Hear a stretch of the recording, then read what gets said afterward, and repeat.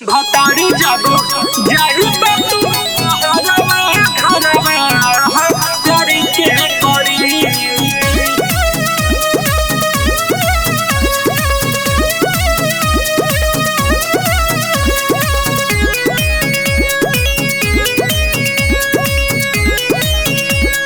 आसरा म्यूजिक। आई रोवाई जब याद तोहर आई, सज पाया कल राजा निंदियो न आई।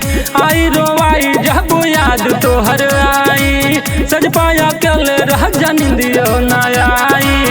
राजा हो सताई के अब पहजा में भरी, भतार जब जाही बतू बहरवा घरवा प्यारी के करी। भतार जब जाही बतू बहरवा घरवा प्यारी के करी।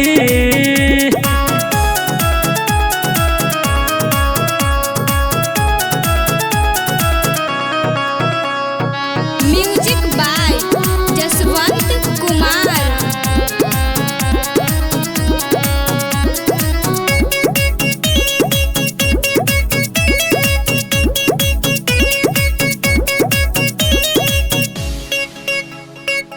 मोरा दर्द नहीं बुझेला राजा, कुछ समझ में न आवेला।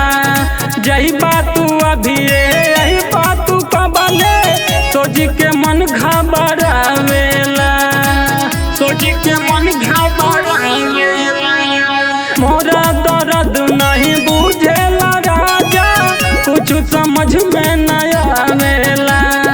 जही बातू अभी यही बात कबले, सोच के मन घबरावेला।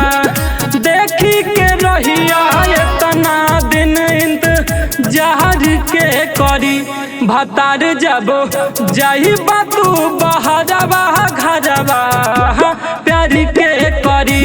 ए राजा जब जाही बातू बहरवा घरवा प्यारी के करी।